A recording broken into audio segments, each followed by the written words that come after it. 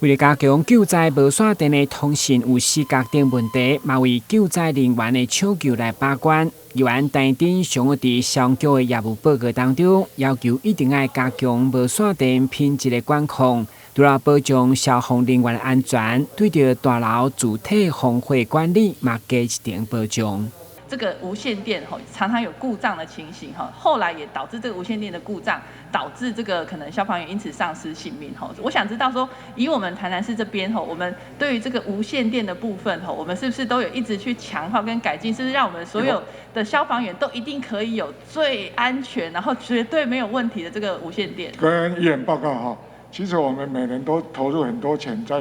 改善无线电，那现在所有的无线电都是新的。是，我们现在是最新的，都是最新的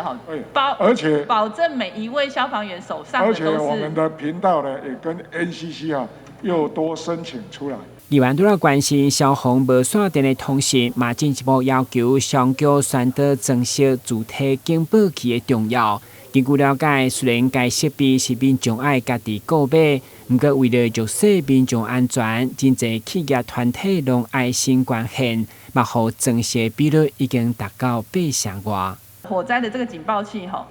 很重要因为我看到光是最近像我们。东山我们的台南之光，他们家我们帮他整修完之后，其实看到市长到他家去，其实也帮他装了一个助警器啦所以我觉得这个很重要所以我想这个部分我们目前局长听起来看起来是说我们已经达到80%多啦我想知道说，因为其实我看到这个住宅用火灾警报器，大部分都是捐赠的，我们自己有编列预算在买这个助警器吗？我们有编列，但是非常少那因为什么呢？因为其实住宅警报器是民众自己要购置的是针对弱势的部分。但是因为我们为了安全，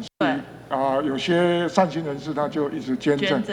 那我们现在也减轻我们同仁的负担呢，也请那个里长还有区公所来协助。好。警消人员徛伫第一线，守护民众的生命财产安全。会中议员嘛关心因主疫苗的状况。根据了解，除非个人体质无适合住，目前注第2针已经达到9%5%的比例。台南新闻，阮志林跟采访报道。